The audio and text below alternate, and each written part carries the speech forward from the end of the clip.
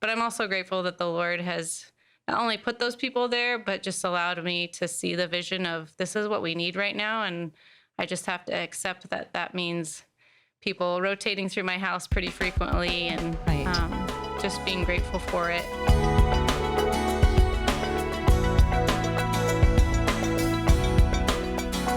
I want to talk about community, what that has looked like for you, because I cannot even begin to imagine trying to navigate through something this difficult on your own. And so I know that you guys have an amazing church community. You've got family around, you've got friends, and you have people who have genuinely loved your family through this process over the last couple of years. Deann, talk a little bit about that. What has that looked like for you? I don't think I've ever understood the depths of saying, participate in the body and be a part of the church as much as when this happened, and just feeling the support of our church and brothers and sisters in Christ has been such an overwhelming blessing. Even as far as the homeschool, I have different ladies that come from church and from fellowships in our community every day, just to help me with homeschooling and help facilitate, 3 kiddos getting through their schoolwork and 1 toddler that's running around free as a bird.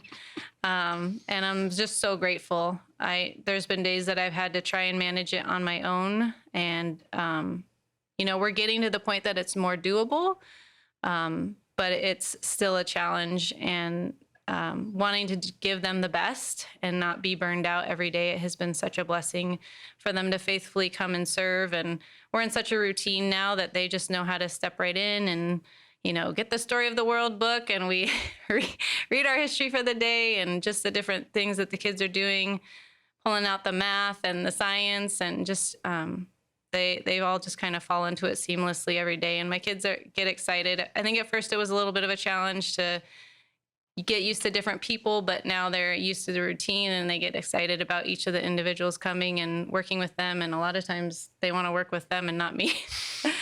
I want Grammy, or I want Mrs. McNett or Mrs. Rogers or Mrs. Blanchard. And so it's just been such a blessing that each one of the ladies that comes has their credentials. So it's been such a blessing for them to use their gifts to minister to us and just facilitate. Yeah. It would just be a lot more of a daily challenge and daily grind to get it all in and get it all done, especially as Haven is in kinder this year. And you want to be able to give her the attention she needs as the littlest. So I'm very, very grateful for the community that has just blessed me daily and made it just a little bit easier on my plate.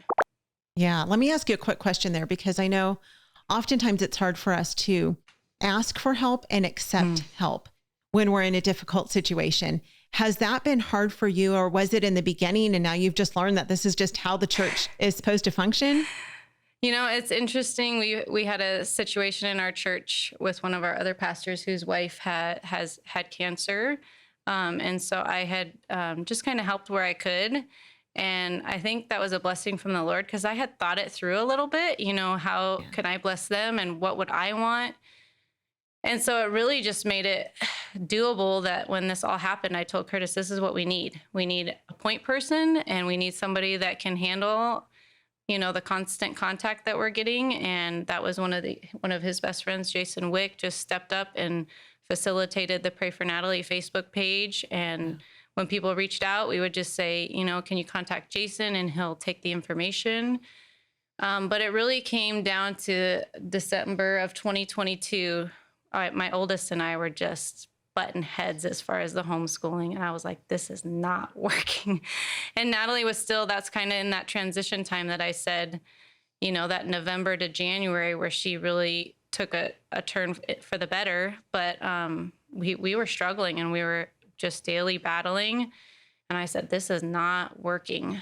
So I had some of those ladies say, if you need help, let me know. And I just reached out to them, and we just got on a schedule where they were each coming every day. And it just flourished. His reading and his ability to work with me just took off. And it was like just that little bit of having to work with somebody else made the difference. And he can work with me fairly easily. We had a little bit of a bout last night, but overall, it's just like changed the experience for us to just take a little bit off my plate with those extra needs that Natalie has, the extra attention that she needs, extra attention that Colton needs.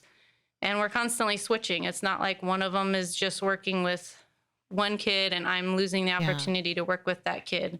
I'm still working with each one of them, and we change it every week, or they let me kind of call point and say who I'm going to work with or what I'm going to work with. And they're just there to assist and facilitate. Yeah.